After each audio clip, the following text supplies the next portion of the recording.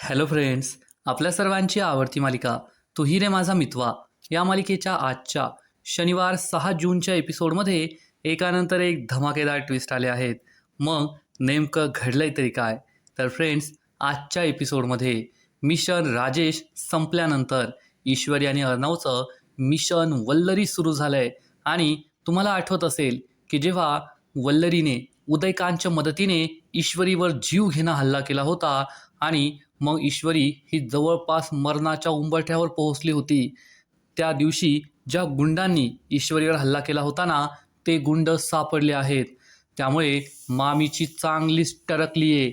मामी खूप घाबरली आहे, कारण मामीला समजलंय की त्या गुंड आता उदयकांतचं नाव घेणार आणि मग उदयकांत माझं नाव घेणार आणि मी संपणार. मग आता मामीचा खेळ खरंच खल्लास होणार का? ईश्वरी आणि अर्णव हे मामीपर्यंत पोहोचू शकतील का? हे जाणून घेण्यासाठी हा व्हिडिओ शेवटपर्यंत नक्की पहा. फ्रेंड्स, आजच्या एपिसोडच्या सुरुवातीलाच ईश्वरी आणि अर्णव त्यांच्या रूममध्ये असतात आणि ईश्वरी ही चक्क अर्णवला मागील बाजूने मिठी मारते. त्यामुळे अर्णव खूप खुश होतो. ईश्वरी अर्णवला म्हणते, सर, मला खरंच खूप हलकं झाल्यासारखं वाटतंय. इतके दिवस आपण त्या राजेशचा खरा चेहरा सगळ्यांसमोर आणण्याचा प्रयत्न करत होतो आणि शेवटी ते घडलंय. राजेशचा खेळ संपलाय. अंजलीताईंना त्यांचं सत्य कळलंय. आपल्याबद्दल त्यांच्या मनात जो राग होता तो रागसुद्धा संपलाय. खरंच मला खूप भारी वाटतंय. ईश्वरीने अर्णवला मिठी मारलेली असते आणि अर्णव हा तिची मिठी सोडून तिच्याकडे पाहण्यासाठी मागे वळतो. तर ईश्वरीच्या हाताला जोरात झटका बसतो. ईश्वरी म्हणते, सर, लागलं ना? अर्णव म्हणतो, सॉरी सॉरी. ईश्वरी चिडून म्हणते, माझ्या हाताला इतक्या दिवस प्लास्टर होतं हे तुमच्या लक्षात नाही आहे का? माझा हात अजूनही पूर्ण बरा झालेला नाही आहे. मला किती त्रास होतोय. अर्णव चिडून म्हणतो, प्लास्टर तुझ्या हाताला नाही, तुझ्या आहे ना तोंडाला लागलं पाहिजे होतं. ईश्वरी हसण्याचं खोटं खोटं नाटक करते. अर्णव विचारतो, कशाला हसतेस? ईश्वरी म्हणते, नाही नाही, मोठा जोक केला ना तुम्ही. माझ्या तोंडाला प्लास्टर हवं होतं म्हणून हसतीये. अर्णव चिडून म्हणतो, मी सिंदूर, मी तुझ्याशी नीट बोलतोय आणि तू माझ्याशी पुन्हा एकदा भांडतीये. तर ईश्वरी चिडून म्हणते, भांडायलाच पाहिजे, कारण तुम्हाला फक्त भांडताच येतं. तर अर्णव चिडून म्हणतो, मला फक्त भांडता येतं आणि तुला काय येतं? मी त्या राजेशसारख्या माणसाला पकडून दिलं. ईश्वरी विचारते, तुम्ही पकडून दिलं म्हणजे? तुम्ही एकट्यानेच पकडून दिलं का? तर अर्णव म्हणतो, हो हो, आकाशने सुद्धा मदत केली. आणि तो कोण डॉक्टर पण होता, ती तारा, ताराचा बापसुद्धा होता. ईश्वरी चिडून म्हणते, तारा, ताराचा बाप आणि मी नव्हते का? तर अर्णव म्हणतो, हो हो, आठवतंय ना मला. त्या 2 आय विटनेस, त्या 2 मुली होत्या, ते 2 आय विटनेस होते. त्यानंतर अजून पण खूप लोक होती. ईश्वरी चिडून म्हणते, हे सगळे आठवत आहे तुम्हाला, फक्त मी आठवत नाहीये की मी सुद्धा होते तुमची मदत करायला. अर्णव म्हणतो, हो केली ना, थोडीफार मदत केली. अर्णव म्हणतो, अगं मी तर चेष्टा करत होतो. अर्णव ईश्वरीच्या हाताला हात लावतो तर ईश्वरीच्या हाताला पुन्हा लागतं. ईश्वरी चिडून म्हणते, गप्प बसा तुम्ही, हात नका लावू, नुसता त्रास देताय मला. अर्णव हा ईश्वरीला शांत करतो आणि म्हणतो, तू बस येते, मी तुला मलम लावून देतो. अर्णव हा मलम घेतो, ईश्वरीच्या जवळ बसतो आणि ईश्वरीच्या हातातून बांगडी काढत असतो. अर्णवला ईश्वरी सांगते, सर हळूच, दुखतंय मला. अर्णव म्हणतो, हो करतो. आणि अर्णव ईश्वरीच्या हातातून बांगडी काढतो. ईश्वरी खूप खुश होते. अर्णव प्रेमाने तिच्या हातावर मलम लावून देतो, फुंकर मारत असतो आणि हे सगळं पाहून ईश्वरी खूप खुश होते. त्याच्याकडे प्रेमाने पाहत असते की अर्णव कितीही भडकूचा नसला तरी माझी काळजीसुद्धा तेवढीच घेतो. आणि इकडे नम्रता ही तिच्या रूममध्ये बसलेली असते मोबाईल पाहत. आणि त्याच वेळेस तिला आठवतं की जेव्हा घरात पहिल्यांदा तिने गोडाचा शिरा बनवला होता तेव्हासुद्धा आकाशने ईश्वरीची स्तुती केली होती की ईश्वरी जास्त छान बनवते. आणि तेवढ्यात आकाश तेथे येतो आणि आधीच नम्रताला त्याचा राग आलेला असतो. त्यामुळे नम्रता ही त्याच्याशी नीट काही बोलत नाही.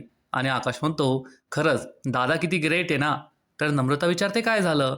आकाश म्हणतो, दादाने ताईला ज्या पद्धतीने सावरलंय, मला तर असं वाटत होतं की ताईला शांत करणं आता कोणालाच शक्य नाही आहे. पण दादाने सगळं खूप छान हँडल केलं. तिला विश्वास दिला की आम्ही सगळे आहोत, त्यामुळेच ताई नॉर्मल झाली. हे ऐकून नम्रतालाही बरं वाटतं. आणि मग आकाश म्हणतो, तुला खरं सांगायचं ना तर दादा आधी असा नव्हता. त्याचा स्वभाव पूर्णपणे बदलला आहे. आधी असं कुणी चिडलेलं असलं ना की दादा त्याच्यावर डबल चिडायचा, त्याच्यावर रागराग करायचा. पण आता तो समोरच्याला समजावून घेतो, त्याला समजून सांगतो. खरंच हा सगळा बदल आहे ना ईश्वरीमुळे झाला आहे. ईश्वरीशी लग्न केल्यानंतर दादा पूर्ण बदललाय. ईश्वरीचं नाव ऐकून नम्रता आणखीनच चिडते. आकाश म्हणतो, ईश्वरी इज दी बेस्ट, तिच्यामुळेच हे सगळं झालंय. त्यामुळे नम्रता आणखीनच चिडते आणि म्हणते, झालं का कौतुक करून तिचं? आकाश विचारतो, तू असं का बोलतेयस? काय झालं तुला? तर नम्रता चिडून म्हणते, सर तुम्हाला असं वाटत नाही का, आपल्या दोघांचं आत्ताच लग्न झालंय, आपण नवीन जोडपं आहोत, पण घरामध्ये कुणालाच आपलं कौतुक नाहीये. सगळेजण फक्त ईश्वरी अर्णवच करत असतात, आपल्याकडे कुणी लक्षच देत नाहीये. तर आकाश हा नम्रताला समजवण्याचा प्रयत्न करतो. नम्रता तसं नाहीये. आता मी तुला आधी सांगायचो की घरातली सिच्युएशन अशी आहे तशी आहे, तेव्हा तुला पटत नव्हतं. पण आता तू स्वतः या घरात आली आहे, तर तुला कळतंय ना की घरात किती काय काय घडतंय आणि त्यात दादा आणि वहिनीबद्दल सगळे बोलताय, त्यात एवढं चिडायला काय झालं? तर नम्रता चिडून म्हणते, सर बाकीच्यांचं सोडा, तुम्ही आपलं सांगा. तुम्ही तरी माझ्याकडे लक्ष देतात का? आता आपलं लग्न झालंय, आपली बायको बिचारी दिवसभर घरात काम करते, एकटी असते, तर तिच्याजवळ यावं, तिच्याशी बोलावं, तिच्याबरोबर वेळ घालवावा, तिला बाहेर कुठे फिरायला न्यावं.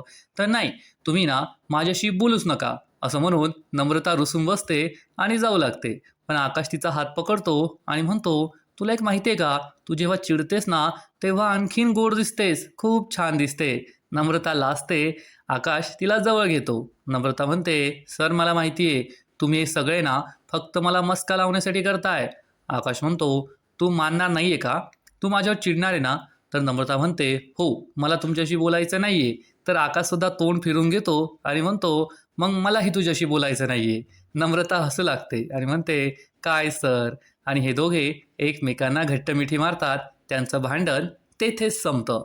आणि इकडे अर्णव हा ईश्वरीच्या हाताला मलम लावून देत असतो आणि ईश्वरी ही कसल्या तरी विचारात गुंग झालेली असते. अर्णव विचारतो, मी सिंदूर कसला विचार करतीये? तर ईश्वरी म्हणते, काही नाही सर, असंच. अर्णव म्हणतो, मी सिंदूर खोटं बोलायचं नाही, तुझ्या चेहऱ्यावर मला टेन्शन स्पष्ट दिसतंय, सांग काय झालंय? तर ईश्वरी सांगते, सर या राजेशचा खेळ तर कायमचा संपलाय, पण आपलं अजून एक खूप महत्त्वाचं काम बाकी आहे. तर अर्णव विचारतो, कोणतं काम? ईश्वरी म्हणते, सर तुमचे बाबा आणि माझी आई निर्दोष आहे हे तर आपण सिद्ध केलं, पण या सगळ्या प्रकरणात ज्या बाईचा हात होता ती बाई कोण होती, तिला हे सगळं करायला कोणी सांगितलं, ते आपल्याला अजून शोधून काढायचंय ना, ते तर अजून बाकीच आहे. अर्णव म्हणतो, मी सिंदूर ते आपण शोधून काढणारच आहोत, पण सध्या नाही, काही वेळानंतर. कारण आत्ता सगळे स्ट्रेस आऊट आहेत, सगळ्यांना खूप टेन्शन आलेलं होतं. आत्ता कुठे घरातील गोष्टी नॉर्मल झाल्यात आणि आता मला लगेच हे सगळं शोधून काढायचं नाहीये, घरातील सगळ्यांना टेन्शन द्यायचं नाहीये. ईश्वरी म्हणते, पाहिलं ना सर, म्हणून मी तुम्हाला सांगत नव्हते, कारण मला माहीत होतं तुम्ही माझ्याशी असंच बोलणार आहे. तर अर्णव म्हणतो, असं बोलणार म्हणजे कसं बोलणार? ईश्वरी म्हणते, असंच, तुम्ही माझ्यावरच ओरडत असता, मलाच चिडत असता. अर्णव म्हणतो, अगं मी सिंदूर आता तुझ्यावर चिडणारच ना, कारण तू माझ्या हक्काची. आणि एवढं बोलून अर्णव गप्प बसतो. ईश्वरी खूप खुश होते आणि विचारते, तुमच्या हक्काची काय? काय बोलत होता तुम्ही? अर्णव म्हणतो, माझा फोन वाजतोय. ईश्वरी म्हणते, सर तुमचा फोन वाजत नाहीये, खोटं बोलू नका, ठेवा तो फोन खाली. आणि तेवढ्यात अर्णवचा फोन खरोखर वाजतो. अर्णव फोन उचलतो आणि समोरच्याला सांगतो, सगळ्या आय विटनेसचे स्टेटमेंट घ्या, सगळे पुरावे आहेत आमच्याकडे, काही झालं तरी त्या राजेशला बेल मिळायला नको, तो जामिनावर बाहेर यायला नको, सगळे प्रयत्न करा, वाटेल तेवढा पैसा ओतायला तयार आहे मी, पण तो राजेश जेलमधून कधीच बाहेर नाही आला पाहिजे, असं म्हणून अर्णव फोन कट करतो. ईश्वरी अर्णवला विचारते, सर ते काय सांगत होता, तू माझ्या हक्काची काय? अर्णव म्हणतो, मी सिंदूर कॉल आलाय कॉल, असं म्हणून अर्णव कॉल आलेला नसतो तरी फोनवर बोलण्याचं नाटक करून तेथून निघून जातो. ईश्वरी खूप खुश होते, हसू लागते आणि म्हणते, सर मला माहिती आहे ना तुम्ही काय म्हणणार होता, तू माझ्या हक्काची बायको. हा विचार करून ईश्वरी खूप खुश होते. प्रेम तर आहे, फक्त सांगायचं नाहीये, बोलायचं नाहीये. हे अर्णव सर कधी प्रेमाची कबुली देणार, असाच विचार ईश्वरी करते, हसते, लाजते, खूप खुश होते. आणि इकडे त्याच वेळेस अचानक फायर अलार्मचा आवाज येतो. ईश्वरीला हा आवाज येतो, त्याचबरोबर आजीला हा आवाज येतो. आजी विचार करते, हा कसला आवाज आहे? हॉलमध्ये मामा, अर्णव, आकाश उभे असतात, त्यांना सुद्धा टेन्शन येतं, हा कसला आवाज आहे? तेवढ्यात नम्रता म्हणते, अंजली ताईच्या रूममधून धुराचा वास येतोय. हे ऐकून सगळेच खूप घाबरतात आणि अंजलीच्या रूमकडे धावत पळत सुटतात. अंजलीच्या रूममध्ये सगळे पोहोचतात तर त्यांना दिसतं की अंजली चक्क तिच्या आणि राकेशच्या लग्नाचे फोटो जाळतीये. हे पाहून सगळ्यांनाच धक्का बसतो. अंजली सर्वांना सांगते, मी ठरवलंय की आजपासून या माणसाचा माझ्याशी काहीही संबंध राहणार नाही. मी हे फक्त फोटो जाळत नाहीये, तर अंजली राजेश भोसलेची चिता जाळतीये. हे ऐकून सगळ्यांना आश्चर्य वाटतं.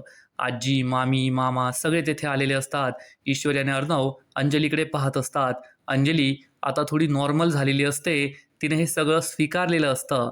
अंजली घरातील सगळ्यांना सांगते, मी ठरवलंय की आता राजेश अंजली भोसले ही कायमची हे जग सोडून जाणार आणि आता फक्त अंजली, रमाकांत, राजेश शिर्केच जिवंत राहणार. हे ऐकून ईश्वरी, अर्णव, आजी, मामी घरातील सगळ्यांना खूप आनंद होतो. अंजली सगळ्यांना सांगते, आता माझ्यासाठी सगळ्यात महत्त्वाचं आहे माझं कुटुंब, मग माझी कन्नू आणि मग मी स्वतः. मी आता स्वतःसाठी जगायचं ठरवलंय. आता मी कन्नूसाठी जगायचं ठरवलंय. राजेश भोसलेच्या सगळ्या आठवणी मी जाळून टाकल्या आहेत. त्याचा आता माझ्या आयुष्यावर, माझ्या मुलीच्या आयुष्यावर कोणताही प्रभाव राहणार नाही. मी माझ्या माणसांना ओळखायला चुकले, खूप उशीर लावला. पण आता मला कळलंय की कोण माझं आहे आणि कोण परकं आहे. घरातील सगळे खूप खुश होतात की अंजली राजेशच्या या दुःखातून बाहेर आली आहे. तिला आता जगायचं आहे, स्वतःसाठी जगायचं आहे, आनंद साजरा करायचा आहे. आणि अंजली अर्णवजवळ येते. अर्णवला घट्ट मिठी मारते. अर्णवसुद्धा तिला सावरतो. आता अंजली या सगळ्या दुःखातून बाहेर आली आहे, त्यामुळे ईश्वरीला खूप आनंद झालेला असतो. आजी, मामी, आकाश, नम्रता सगळेच खुश असतात आणि अर्णव हा अंजलीला सावरतो. खरं सांगायचं तर अंजली या सगळ्या दुःखातून कधी बाहेर आलीच नसती, पण अर्णवने तिला या सगळ्या दुःखातून बाहेर काढलं आहे आणि अंजलीमधला हा बदल खूपच भारी आहे, यात शंका नाही. कारण या राजेशनेच अंजलीला सगळ्यांविरुद्ध भडकून दिलं होतं, त्यामुळे अंजली व्हिलन झाली होती. पण अंजली ही मुळातच चांगली आहे आणि ती चांगलीच वागणार, यात शंका नाही. थोड्या वेळानंतर रात्र होते आणि ईश्वरी, अर्णव त्यांच्या रूममध्ये असतात. अर्णव लॅपटॉपवर त्याचं काम करत असतो आणि ईश्वरी रील्स बघत बसलेली असते. आधी ती उभी असते, एरझऱ्या मारत मारत रील्स बघते आणि चक्क स्पीकरवर मोठ्या आवाजात ती रील्स बघत असते. त्यामुळे अर्णवला डिस्टर्ब होतं. अर्णव आधी तर काही बोलत नाही. मग ईश्वरी या रील्स बघण्यात एवढी दंग झालेली असते की ती चक्क अर्णवच्या शेजारी येऊन बसते आणि मोठ्या आवाजात रील्स बघत असते. अर्णव तिला समजवण्याचा प्रयत्न करतो, मी सिंदूर. ईश्वरी चिडून म्हणते, काय? अर्णव म्हणतो, मी काम करतोय, मला त्रास होतोय, हेडफोन लावून ऐक. तर ईश्वरी म्हणते, हेडफोन सापडत नाहीये. अर्णव तिला समजावून सांगतो, मी सिंदूर, मला डिस्टर्ब होतोय, हेडफोन लावून ऐक. तर ईश्वरी म्हणते, एकदा सांगितलेलं कळत नाही का? मला हेडफोन सापडत नाहीये, मी असंच ऐकणार. अर्णवला खूप राग येतो. ही ईश्वरी काय ऐकत नाही आणि ईश्वरी ही रील्स पाहताना पूर्णपणे त्यात हरून गेलेली असते. तसंसुद्धा रील्स पाहणारे लोक हे जगापासून तुटलेलेच असतात. ईश्वरी हे रील्स पाहत असते आणि तेवढ्यात अर्णव चक्क ॲलेक्साला तेथे घेऊन येतो. ॲलेक्सा सुरू करतो आणि म्हणतो, ॲलेक्सा प्ले पार्टी सॉन्ग. आणि एक जोरात गाणं सुरू होतं. त्यामुळे ईश्वरीला डिस्टर्ब होतं. अर्णवने जशास तसं केलेलं असतं. ईश्वरी म्हणते, सर त्याचा आवाज कमी करा. अर्णव म्हणतो, हो का, ठीक आहे. Alexa increase the volume. आणि हे ऐकून ईश्वरीला मोठा धक्का बसतो. आणखीन जोरात आवाज होतो. ईश्वरी चिडून म्हणते, असं का, ठीक आहे. Alexa D. पण आता आपल्या ईश्वरीला इंग्लिश काही बोलता येत नाही, त्यामुळे काय बोलायचं तिला कळतच नाही. ईश्वरी म्हणते, ॲलेक्सा आवाज कमी कर. अर्णव हसू लागतो आणि म्हणतो, तिला मराठी नाही कळत, इंग्लिशमध्येच बोलावं लागेल. ईश्वरीचा नाईलाज होतो आणि ईश्वरी कपाटातून आपले इयरफोन्स काढते आणि कानात इयरबड्स घालते. अर्णवला आता टेन्शन राहिलं नसतं. अर्णव हा ईश्वरीला इशारा करतो, मला कॉफी हवी आहे. पण आता ईश्वरीला अर्णवचे इशारे कळत नाही. जेव्हा अर्णवचा आवाज गेला होता तेव्हा तिला सगळं कळायचं, आता काही कळत नाही. ईश्वरी म्हणते, अहो सर हेडफोन घातलेत मी, ऐकू येत नाहीये. अर्णव तिच्या जवळ येतो आणि म्हणतो, मला. ईश्वरी म्हणते, हो तुम्हाला. अर्णव तिचे केस घेतो हातात, असं त्याला ब्लॅक दाखवायचं असतं, ब्लॅक कॉफी. तर ईश्वरी म्हणते, तुम्हाला माझे केस हवेत? माझे केस कशाला हवेत? स्वतःचे इतके केस वाढलेत ना. अर्णव चिडून म्हणतो, अगं मला ब्लॅक कॉफी हवी आहे, ब्लॅक कॉफी. ईश्वरी ही कानातले हेडफोन काढते आणि तेवढ्यात ही ॲलेक्सा म्हणते, ब्लॅक कॉफी म्हणजे ब्लॅक कॉफी कशी बनवली जाते, तिचे काय फायदे असतात, हे सगळं ॲलेक्सा सांगते. ईश्वरी आणि अर्णवला आश्चर्य वाटतं. अर्णव म्हणतो, पाहिलं का, माझ्या अलेक्साला सुद्धा कळलं की ब्लॅक कॉफी किती महत्त्वाची आहे. ईश्वरी चिडून म्हणते, मग तुमच्या अलेक्साला सांगा ना ब्लॅक कॉफी बनवायला, देईल का ती ब्लॅक कॉफी बनवून? आणि तुम्हाला एवढीच आवडते ना ती, मग लग्नसुद्धा तिच्याशीच करायचं होतं.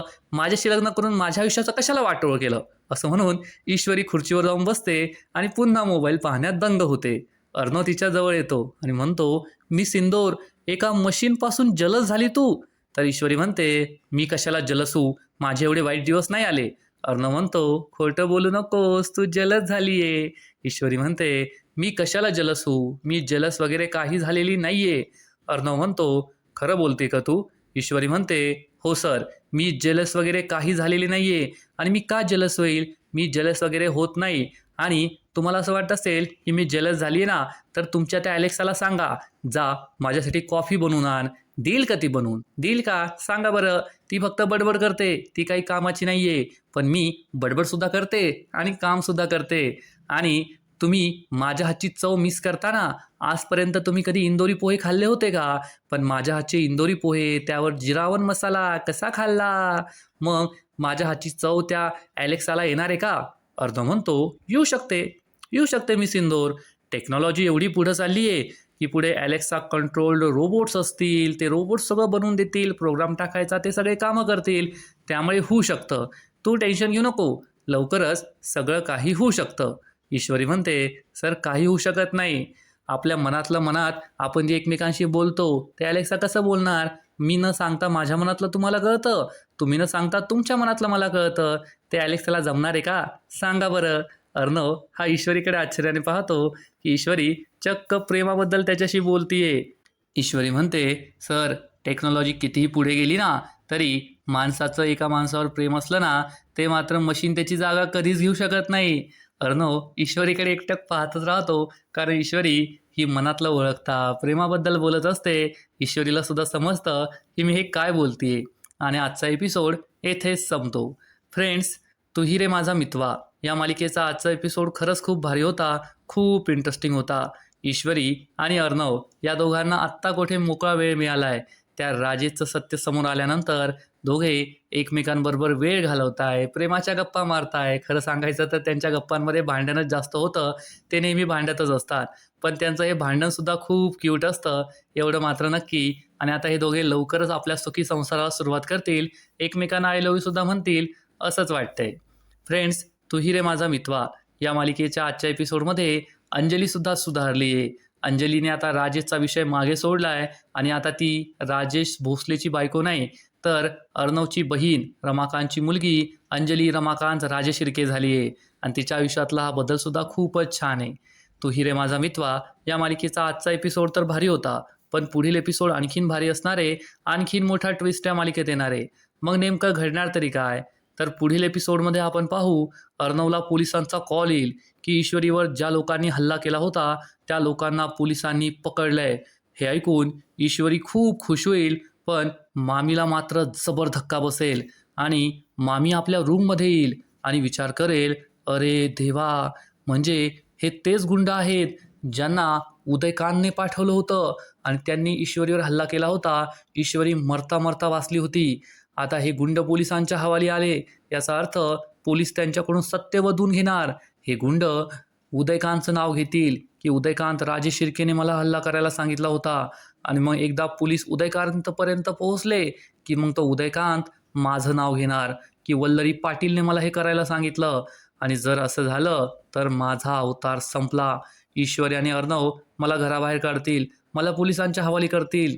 आणि मग तो रमाकांत सुद्धा माझं सत्य समजून जाईल. उदयकांत त्याला सगळं सांगेल की अनेक वर्षांपूर्वी इंदोरचा जो कांड झाला होता सुप्रिया आणि रमाकांतचा, तो सुद्धा मीच घडवला होता. नाही नाही नाही, मी होऊ देऊ शकत नाही. मला जर स्वतःचा जीव वाचवायचा असेल तर त्या उदयकांतचा काटा कायमचा काढावा लागेल, असा प्लॅन मामी बनवणार. आणि मग थोड्या वेळानंतर जेव्हा ईश्वरी आणि अर्णव हे दोघे त्यांच्या रूममध्ये झोपलेले असतील, तेव्हा या दोघांच्या रूममध्ये अचानक धूर येईल. आणि या धुराच्या वासामुळे ईश्वरीला जाग येणार. ईश्वरी डोळे उघडणार तर तिच्या समोर असं काहीतरी असेल जे पाहून ईश्वरी जोरात ओरडणार, आ. आणि अर्णव सुद्धा झोपेतून जागा होईल. ईश्वरी ही झोपेतून उठून चक्क आपल्या बेडवरून खाली उतरणार, धावत सुटेल, तर जमिनीवर काही मोठे मोठे दगड ठेवलेले असतील आणि यातील एक दगड ईश्वरीच्या पायाला लागणार. हे दगड कदाचित गरम असतील, त्याचा चटका ईश्वरीला लागेल. ईश्वरीला आणखीनच त्रास होईल. अर्णव विचारेल, मी सिंदूर, हे सगळं काय होतंय? अचानक धूर आला, हे गरम दगड आहेत आणि तू अशी दचकून का जागी झाली? मग हे सगळं आहे तरी काय? म्हणजे एकीकडे वल्लरी तर उदयकांतला मारण्यासाठी गेली असेल. उदयकांत मेला म्हणजे वल्लरीचं कोणाला काही कळणार नाही, असा या वल्लरीचा प्लॅन असणार. पण ईश्वरीच्या रूममध्ये ही काळी जादू कोणी केली आहे? ते काळे दगड वगैरे हे सगळं नेमकं आहे तरी काय? हे सगळं वल्लरीनेच तर केलं नाहीये ना? हे जाणून घेण्यासाठी आपल्याला पुढील एपिसोड पाहावा लागणार आहे. तर फ्रेंड्स, तुम्हाला सुद्धा तू ही रे माझा मितवा ही मालिका आवडते का? नक्कीच कमेंट करून सांगा. आणि या मालिकेचे असेच नवीन नवीन एपिसोड, नवीन नवीन अपडेट सर्वात आधी पाहण्यासाठी व्हिडिओला लाईक करा, शेअर करा, चॅनलला सबस्क्राईब करून बेल आयकॉनवर क्लिक करा. म्हणजे या मालिकेचे नवीन नवीन एपिसोड तुम्हाला सर्वात आधी पाहायला मिळतील. खूप खूप खूप धन्यवाद.